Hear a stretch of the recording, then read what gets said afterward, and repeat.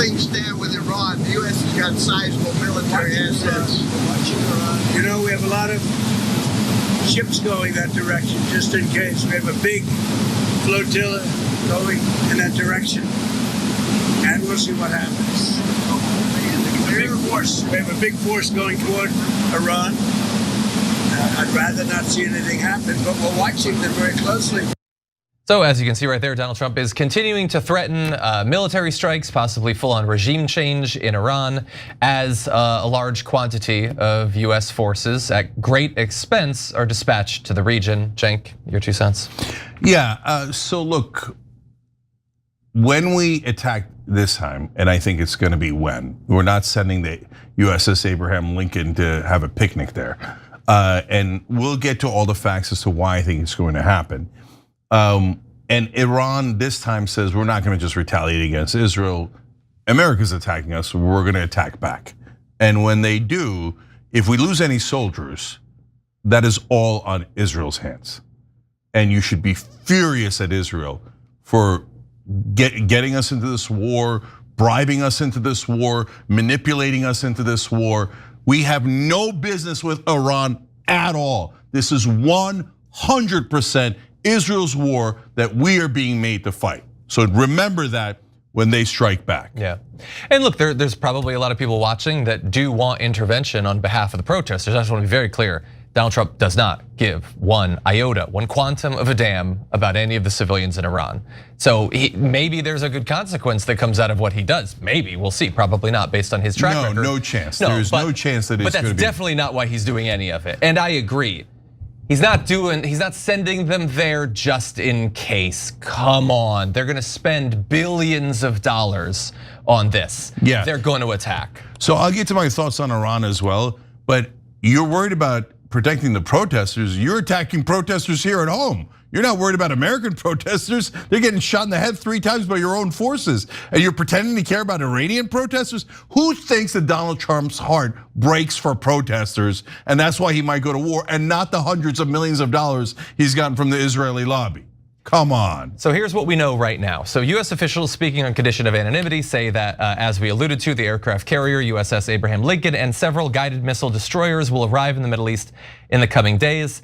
One official said additional air defense systems were also being eyed for the Middle East, which could be critical to guard against any Iranian strike on US bases in the region. And I will remind you where the scope of this might go. Now, the war that Donald Trump and the Israelis launched last year was supposedly about nuclear weapons. They've moved on from that. They're not even talking about that anymore. That was never the real reason anyway. Now, last weekend, Donald Trump said it's time to look for new leadership in Iran. So they're looking for a full-on change. It's gonna be a full-on regime change thing, probably followed with nation building, all the stuff that supposedly the America First whole thing was against. We'll see. Remember, Pete Hegseth was talking about no more of that type of thing.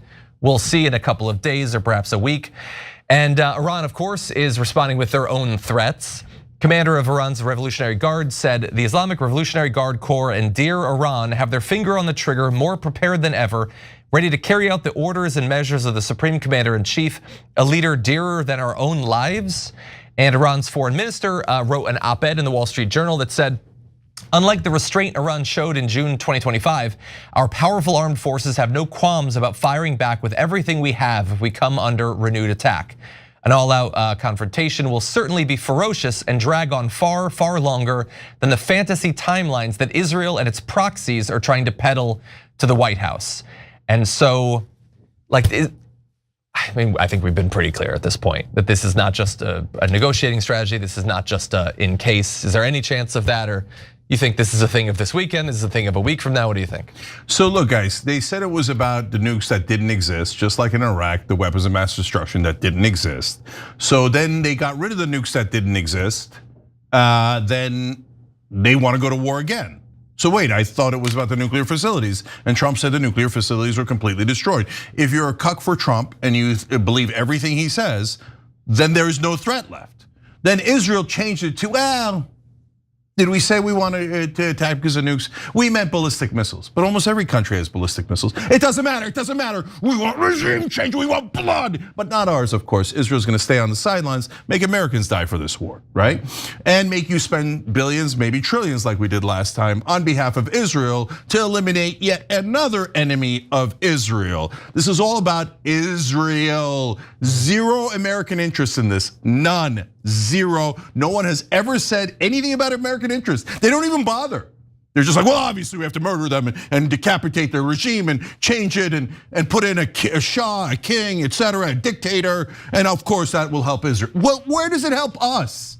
Why doesn't Israel go fight its own war? In fact, as you're about to see, Israel's a little worried that they might get struck in this attack. They're like, America, you do it, you do it, you do it, okay? Here's some bribes, here's extortion, here's Jeffrey Epstein, you do it, okay? And they're like, oh no, they might hit Israel. Well, then don't start the war, problem solved. So why do they want regime change, guys? Guys, they're never going to stop until they get regime change. It isn't about the missiles or the nukes or the protesters in the streets. Israel just slaughtered 70,000 people in the streets. You think they care about people dying? Israel's heart is so broken over Muslims being killed in the streets. How can you say that with a straight face when every Israel supporter was like 20,000 children dead? Well, I love it. They deserved it, they had it coming. They're all stupid Muslims waiting to be terrorists. That's why we murdered their children. Yes, they say, right? Then they're like, oh, we're so heartbroken about Muslim protesters being killed in Iran. No, so why do they want regime change? Because they don't want democracy. What if the protests work? Because there's two different things, guys, super important. Israel's hiding as usual behind human shields. Those are the Iranian protesters, right? There are real protesters who are mad about what's going on in Iran. And those guys, and the Ayatollah is not somebody that anyone is in favor of in America, right? And it's a dictatorship. So there's a real issue about Iran, their internal politics, and who should rule Iran. Israel's like, oh great, let's take advantage of that. But we don't actually want the protesters winning, because if they win, they might get a democracy, and a democracy in Iran might be even more hostile to Israel than the Ayatollah was. Because the Ayatollah cares about his own ass, so when he thought he might die, he was like, and he backed off a little bit, right? Yeah. But in a democracy, they might go more against Israel, so they don't want that. So that is why you're seeing all over American media, this clown, the Shah that they're parading around with a red nose. Don't forget, Noble Mobile saving you a ton of money. So a lot of people are signing up now and beginning to realize, what the hell, why am I paying so much to Verizon and AT&T? So your bill's only $50 a month, but it can actually be less because they give you money back if you don't use your data. So if you're paying more than $50, there's no reason to not switch. It's crazy not to switch because same phone, same number, same contacts, literally nothing changes. TYT.com/switch, TYT.com/switch. All right, we'll be right back. Hello, I'm the Shah Jr. I used to be the dictator's son. And Israel wants me to be the new dictator, so I'm gonna be the new Shah. And we think Americans don't understand what the word Shah means, so that's why we keep using it, Shah. Shah just means king, which means dictator. By the way, he went and kissed the wall, and he went to Israel, the Shah that they wanna install, and he said, I'll serve Israel, of course.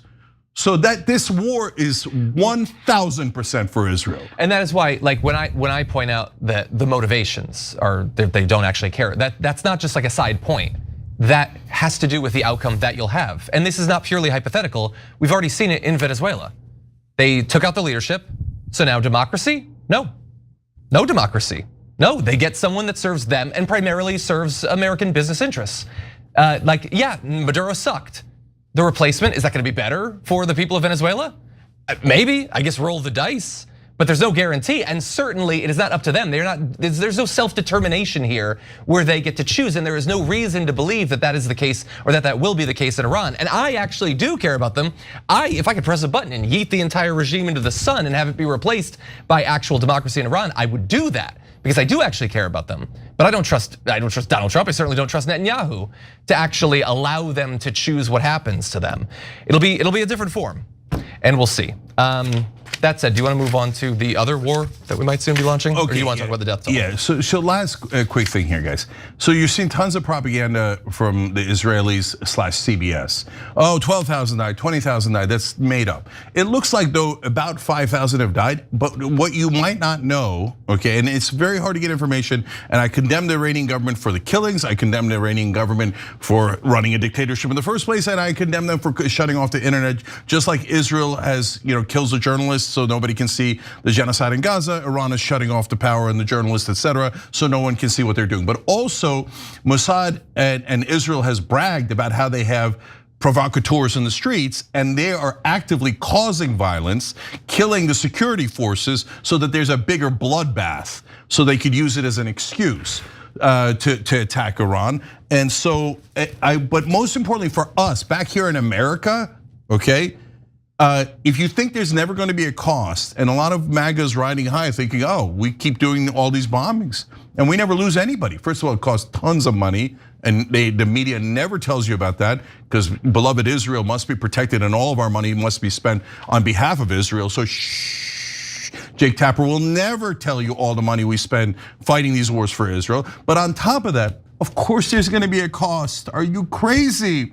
You think that we're gonna go into war after war, bombing after bombing, and we're never gonna lose anyone? And the minute we lose someone, they're gonna say we have to go deeper into war. That's the trick every single time. Please don't fall for it. And every American soldier that dies is on Israel's hands, okay? Because there's no one in America that wants this war other than Israel first. Yeah, there's a lot of bad things that could happen, but thankfully what's never happened before is that we go into a country, kill the regime, replace it with someone that the people didn't choose, and then a year or 10 years or 20 years later, that produces a new revolutionary movement or terrorist groups. That's never happened, at least. Yeah, I mean, look at how brazen they are. Last time we did this, we did a coup in 1953 against Iran, and eventually we imposed the Shah, right? And then that led to the Ayatollah and the Islamic Revolution. So now our new genius idea is let's install his son.